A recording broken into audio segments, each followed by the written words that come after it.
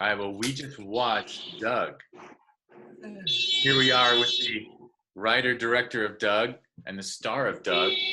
His name is Doug. And there are a million ways to start this Q&A, I gotta say.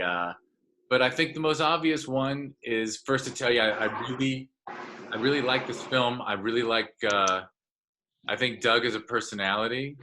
The character he's playing is so engaging and really entertaining in a very cool way. And I like the choice. I like all the choices you made there. And Jonathan, your cinematography and the look of the film is superb. Hey, Thank see, you. they're honking to show their support. I like cinematography. Right? But I mean, your black and white choices, your color choices when you throw those in, it's all really cool. I think it's a fun movie. Thank you. And if we had your Satan actor, I was assuming he's the second one listed, Schuyler. I love the performance you got out of him. You mean Eric, actually. Oh, Eric. Okay, I was just Yeah. Eric Snow. The Shakespearean Satan figure, I think, is awesome.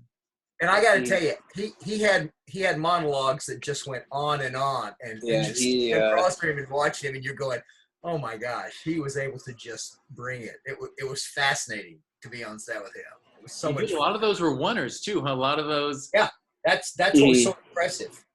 And sometimes the only reason Jonathan cut was because he just wanted another angle, but he did the things in full passes. It was just like a play. I got tired. Like you were shooting a play at that point. Every scene he would get on a roll. Yeah. And Eric in particular would get on a roll and just he wanted to just do the whole thing and let it sit there, and then if we wanted to change something, it was just amazing. I mean, I had a blast watching him. So. All right, well, let me ask Jonathan. We got Jonathan Latona here, and it says Johnny Boy in his corner. But what was the genesis of this? How'd you get started on this project? Did you know Doug? Did you want to make a film like this and you sought someone like Doug out? Or did you meet Doug and get inspired to write for him? It's a very long and funny, dragged out, interesting Hollywood story, I guess you could say. But anyway, so, alrighty. Backtracking, I just moved to LA. I just moved to Hollywood. Well, the Valley, but same semantics. And trying to figure out exactly where to go from there. What's the next step? And I was already shooting videos and music videos, short films, things like that. And so the plan was to basically work on a feature, sought out a feature, try to figure out an idea. And, after a few shorts, working around town, through some network connections that I knew from friends of mine, I basically got lucky and I met Doug. And Doug was already working on a bunch of different projects. And this one particular one was a commercial for a blow-up thing, like a blow-up hospital bed, area thing. And so we did the commercial, and then, I realized that he was making a feature. And so I thought I'd help him out and tag along. And then as we were making that particular feature, I was just bouncing around ideas in my head, typically of things that were happening in my day-to-day life. And I was also kind of exploring different avenues of filmmaking. Fortunately for me, there was this show, Louie, that came out, and that was a huge inspiration for this project because it made me think that, okay, those kinds of choices with handheld are possible. And, you can make it look cinematic. You can make it appear that way. You can make anything look a certain way as long as you have a compelling story. And I always wanted to do a character study with this guy. And so the only person I knew who would be crazy enough to actually go on this journey with me was Doug. And so I was thinking, okay, in the vein of Louie, basically have a show or have basically a movie about this guy named Doug, but follow Doug around Hollywood. And this was 2016, I think. Maybe it's 2015, 2016 that kind of particular idea started bouncing around in my head.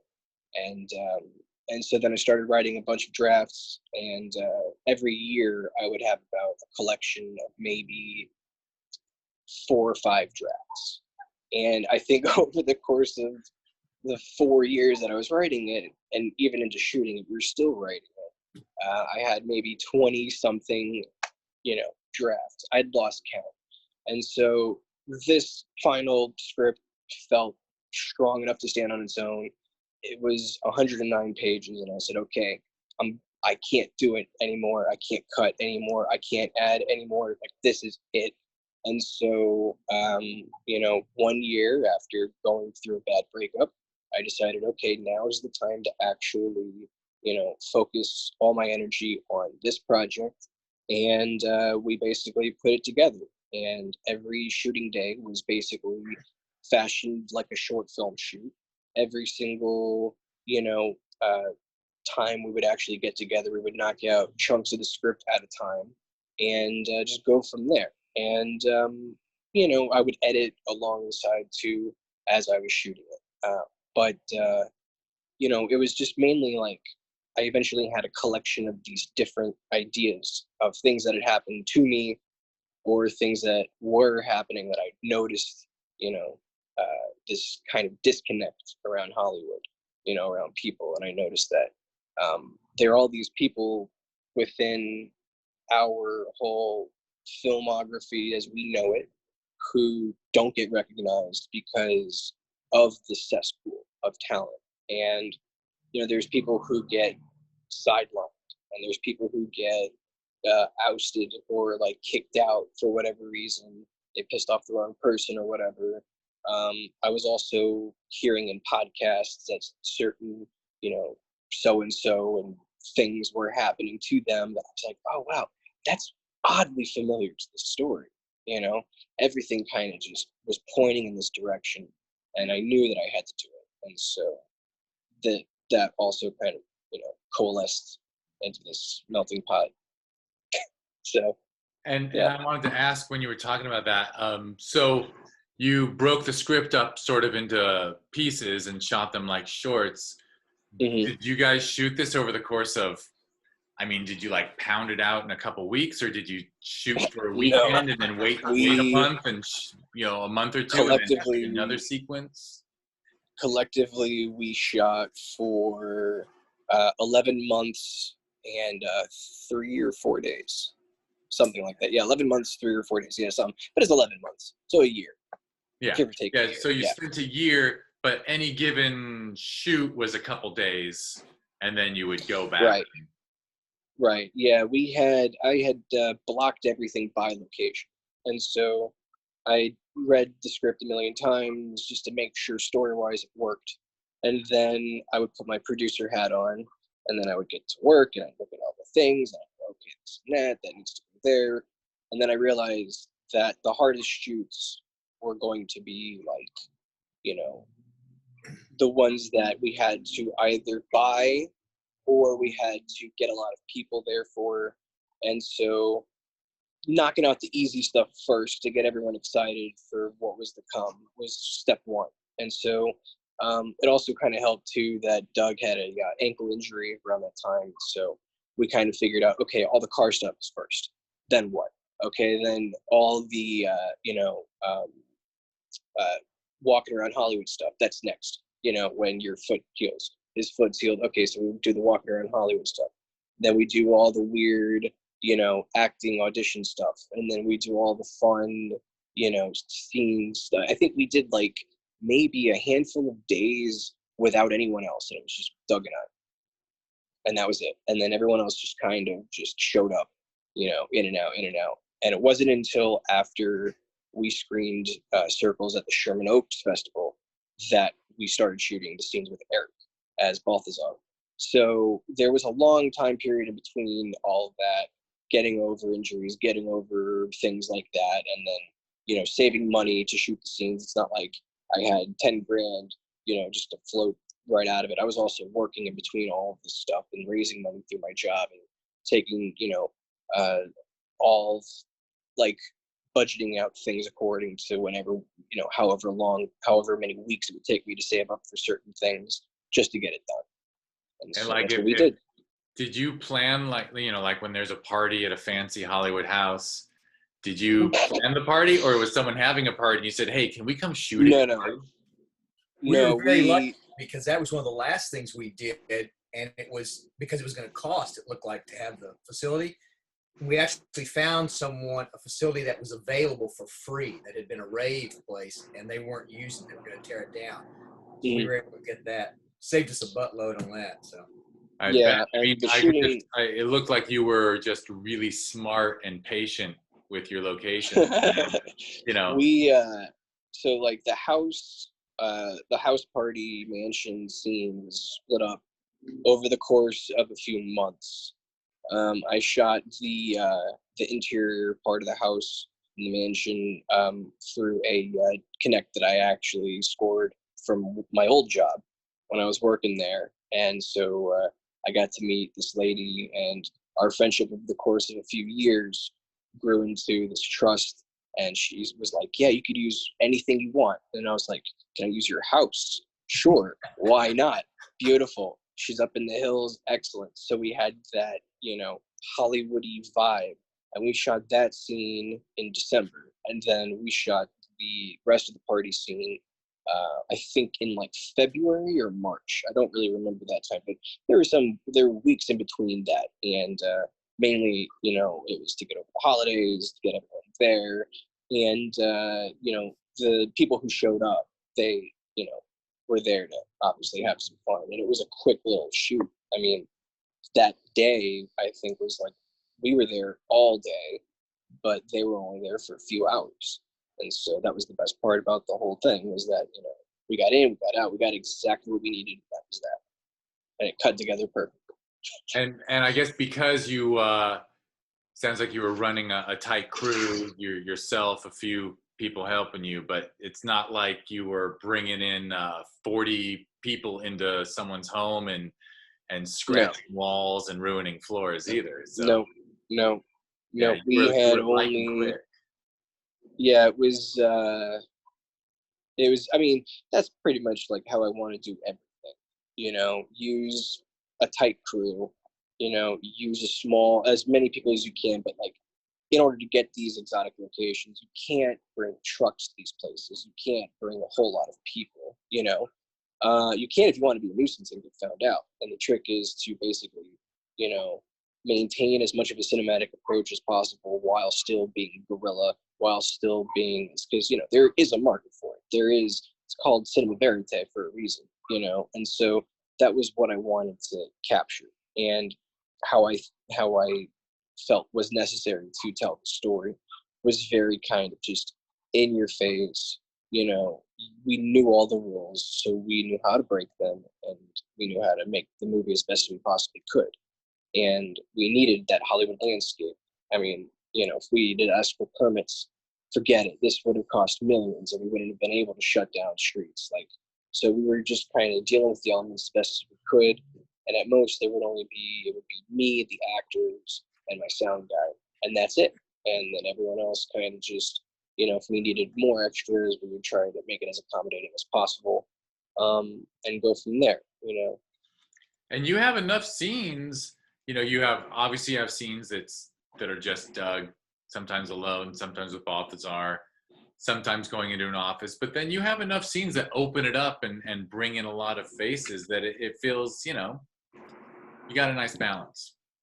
But I think I should shift gears because Doug's been patient there. What was your reaction when this young man said, hey, I want to take up a year of your life making a feature? Yeah, I said, great, let's do it. I'm a big believer in if someone says, you want to try something out of the ordinary, let's go for it. And yeah, absolutely. I don't have a problem. My biggest thing is I wanted him to change the name to Rick Dalton or Dirk Diggler or something like that, but they'd been taken, so we had to pass on that. So he stuck with Doug. And how much did you identify with his fictionalized version of you? Well, it's interesting because that, like Johnny was saying, there were some things that were in the script that I started laughing at. I've actually gone through this. I've actually had people, casting directors and situations. So it was a real enjoyable, because a lot of the stuff felt very relevant, because at least as an actor, this is the stuff you run into. You run into people that are eating during your audition or taking phone calls. There's a famous story of Bruce Weitz, who played Animal in Hill Street Blues. And while he was doing his audition, they got a phone call, and this is before cell phones, and the casting director started talking on the phone. So he jumped on the desk and started screaming his lines. And it's like one of these great stories, and you go, I'd love to do that. So Johnny, had the sense of this frustration of this guy, this character, which was great. So it made it enjoyable. And like I said, people brought things to it, bring things in the shoot that you'd go, and he'd go, well, let's use that. Let's try that. Let's see how that works. So it opened it up within the script to still say, okay, if there's a moment you guys feel like changing or seeing where it goes, we've got what I want, so let's see what happens. So he let us improv and do some things that really helped. And it also, there was this confidence in each other. You felt like with the other actors, you felt like, okay, I can throw something out there and they'll throw something back, and it's a ball that will keep going, as opposed to saying, well, that's not the line, I don't know what you're saying. Everyone kept rolling, and it was great. It made it so much fun. So yeah, a year, no big deal. I mean, it wasn't, it was just a couple weekends. In the end, it was probably 10, 12 weekends or something like that. Something, I don't remember exactly. I mean, whatever. I mean, the thing that, the big scenes, I mean, we had the hotel scene that was probably the longest location we were at, right? Yeah, that was a week. Yeah, that was a week. That was one location that we were at. Yeah, I was there for 5 days to kind of just hang out and make sure no one bothered us. But yeah, it was a full-on 4 days. The evening and then the afternoon, the day. So that was probably the one location that took the longest. Mm-hmm. Yeah, and the cafe it was 9 scenes, but we only shot those in 1 day, and that was the most brutal experience. Yeah, was the we cafe jammed on that one. That was 18 pages in 1 day. And it was all through the movie, so there was a lot of wardrobe changes, plus character changes, plus things going on. So there was a lot of just staying focused and knocking it out. Right. So as a team, you guys had your days where you could chill and improvise and get what you get and see where it goes, and then you also had your days where you had to lock down and crank out, make sure you get it. It's 18 pages in a day. Yeah. Oh boy. Yeah. And definitely staying focused on what we needed for each scene as it went through the script, as opposed to saying, well, no, this happens. What happened right before this? What's going to happen? So in terms of the continuity of the film, we had to be aware of that. So we also shot the final audition scene with Oliver Crow and everybody first. That's like amongst the other scenes. So if you think about it, we took care of the climax before we took care of the build up to it, and before everything else. So, and shooting it out of sequence, I knew we were gonna have to kind of do some callbacks to certain things, but it was definitely worth it, necessary, just to make it feel like more of an ensemble piece, which was the whole point. Trying to throw fellow actors a bone. Pickup shots, did we? We didn't have to do too many pickup shots. No, we didn't have any. We didn't have any pickup shots. No, we got whatever we needed was whatever we got. Actually, Doug, I could see that helping you as a performer to do the climax first, and then you have that emotional memory of where you were, and then you're like, okay, I'm building up to that. Like it's sort of where you're going the whole time. Yeah, and that's what made it so much easier when we got to the beach scene with Balthazar. That was a big emotional thing, but I knew where he was going eventually, so I was able to tag that in, which was great. Very cool. And that was another strange location, because first off, getting there, and then that was a hard spot. There were people there that trying to go, okay, we got to stay focused on what we're doing and not let them distract us. So there were several things happening at that beach, and it took us 3 hours to get there. and we did that very last. So all the beach scenes were the very last things to shoot, and they were probably the hardest.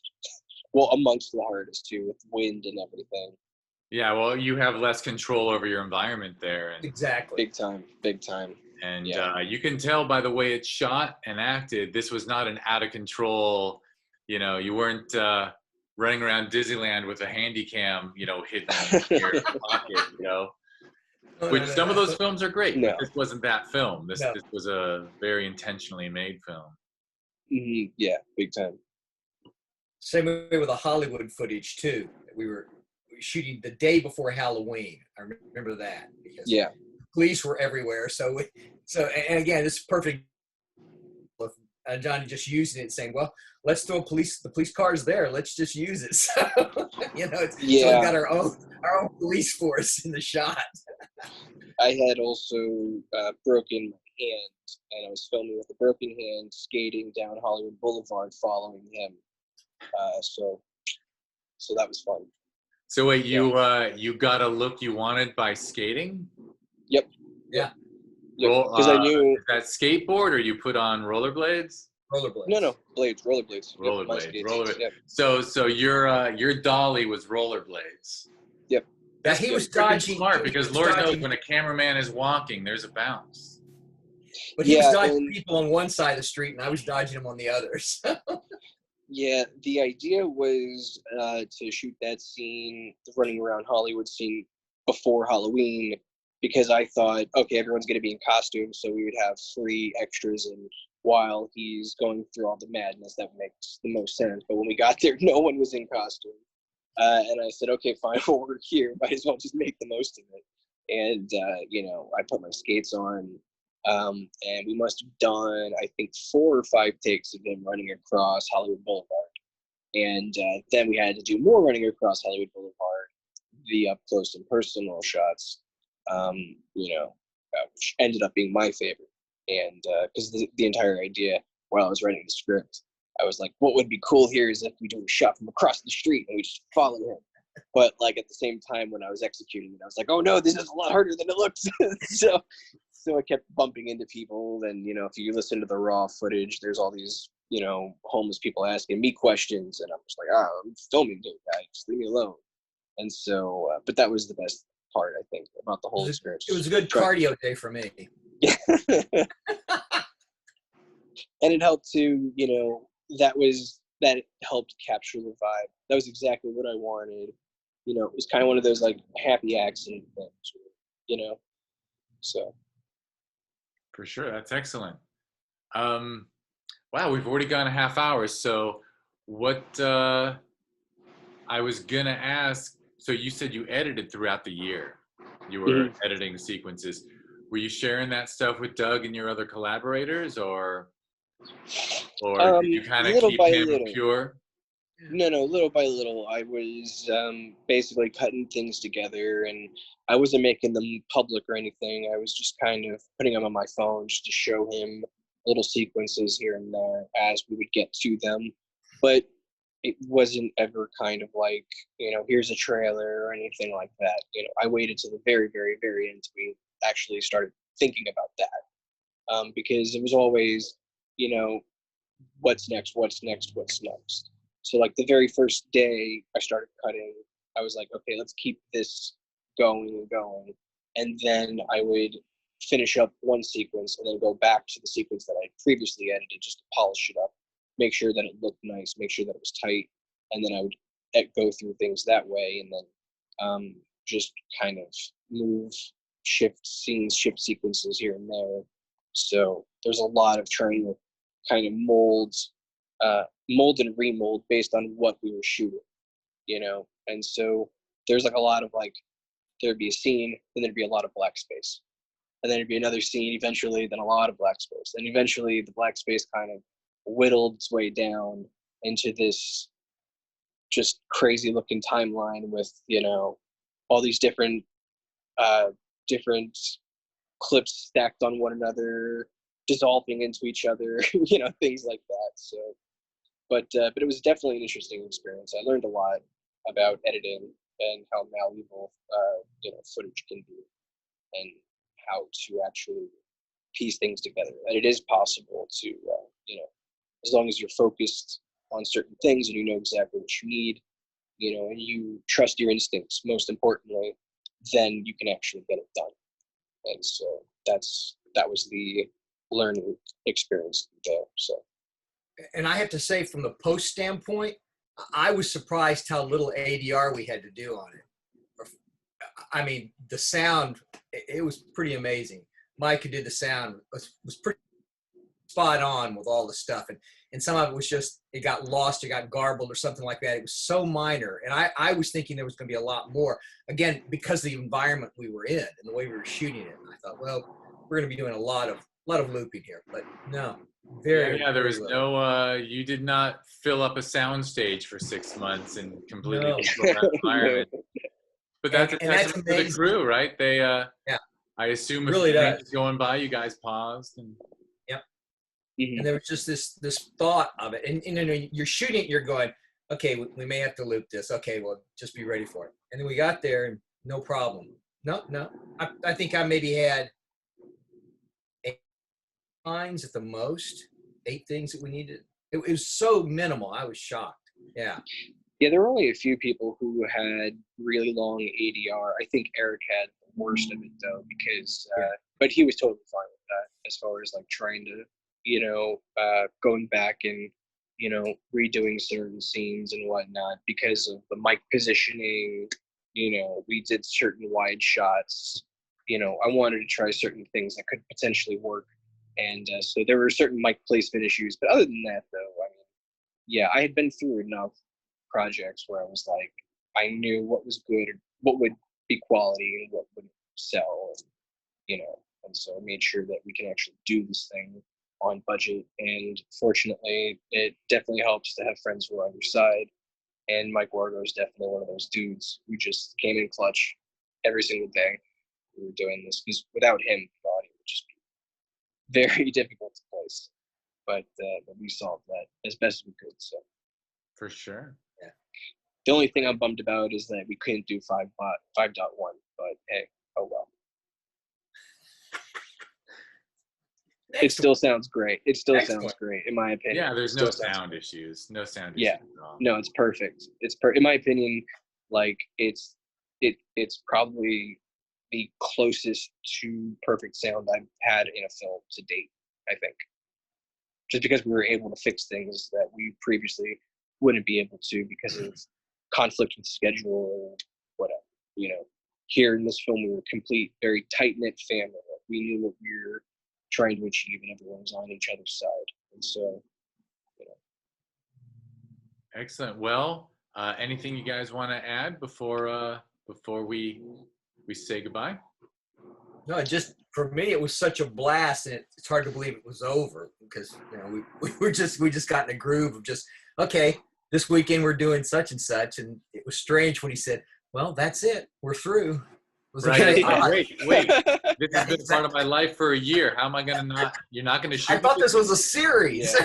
No, we definitely, it was hard to let go, but I had to at a certain point because I mean, we shot everything we needed, you know, and I think it's just large enough on my hard drives that it takes up 6 of them almost. So I mean, hey, I was gonna ask that this was probably a multi-hard drive project for you. Most definitely. Oh yeah. I mean, all the footage we shot it on the GH5 in 4K, and so all the long clips were several gigs, you know, and so it was definitely a patience project to kind of just like, okay, let's let it render, let it do its thing, you know. It was great though, because honestly, I mean, my computer's pretty, you know, it's pretty old. And it's like mid 2011, I think.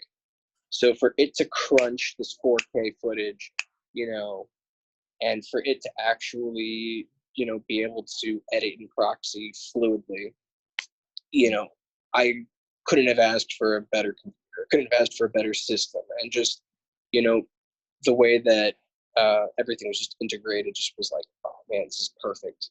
So yeah, I don't know, just the workflow was nice. So I definitely learned a lot.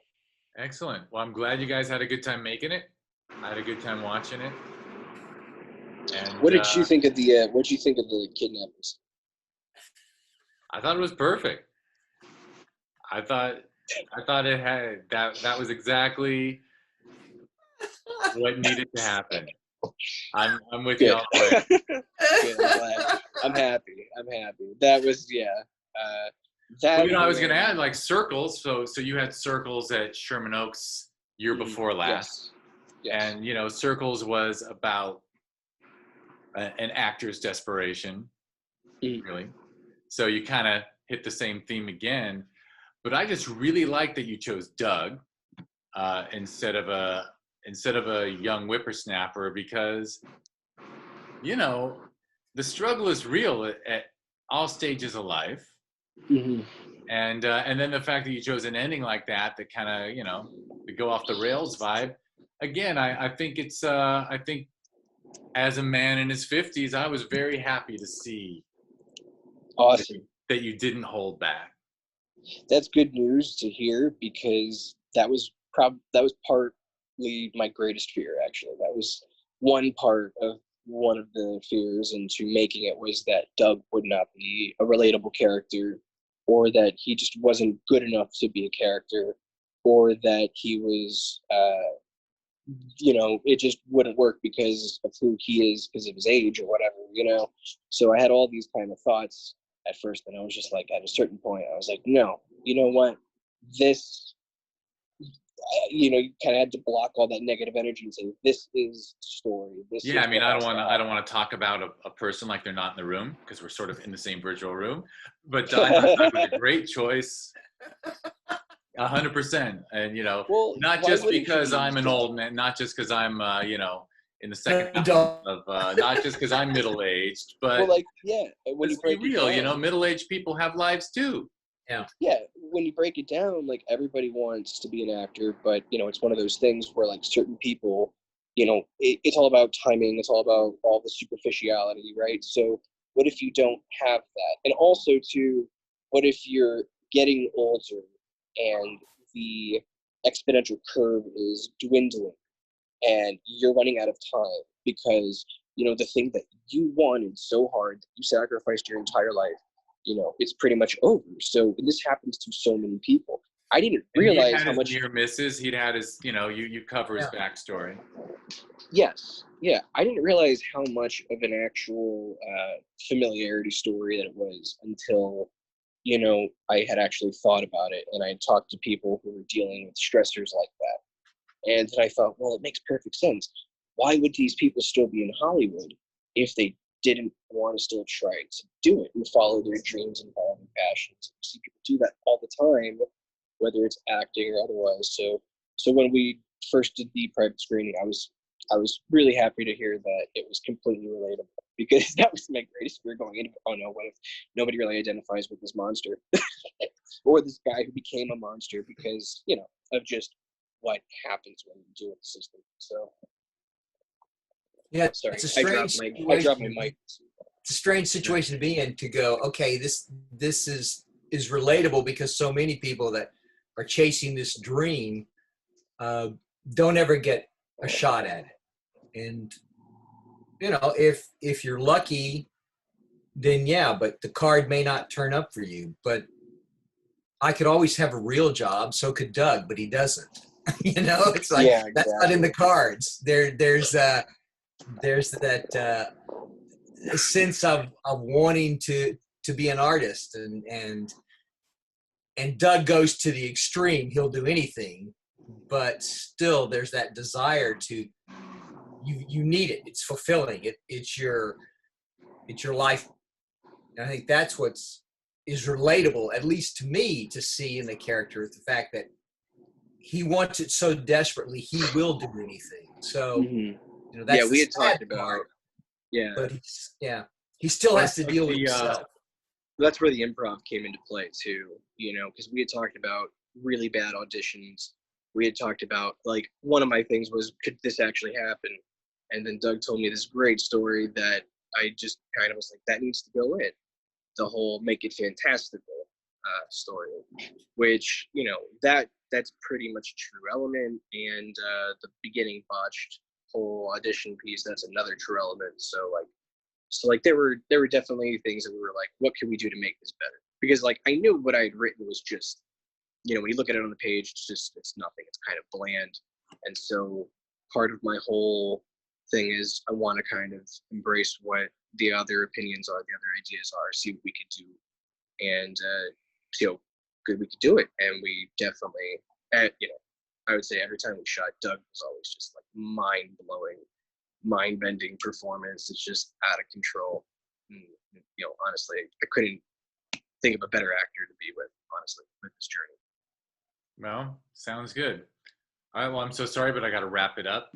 No worries. Hey, thank you so guys, much for and, thank you for your time. Thank and you for I hope everyone who saw this chat about the film lets you, you know, contacts you through social media and stuff, both of you, and gives you some good feedback.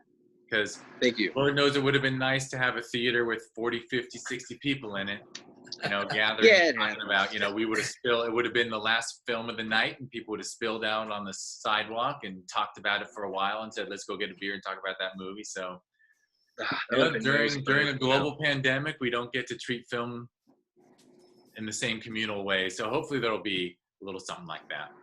It's totally fine. I mean, you know, the goal was always to make people watch, to get people to watch it, you know, and I knew that it was going to end up online, streaming services, things like that. So, and that's kind of just been the name of the game. And so we'll just continue riding this whole train as we get to it, you know. So, but I'm very happy. I'm very happy that, you know, you guys are able to still screen it.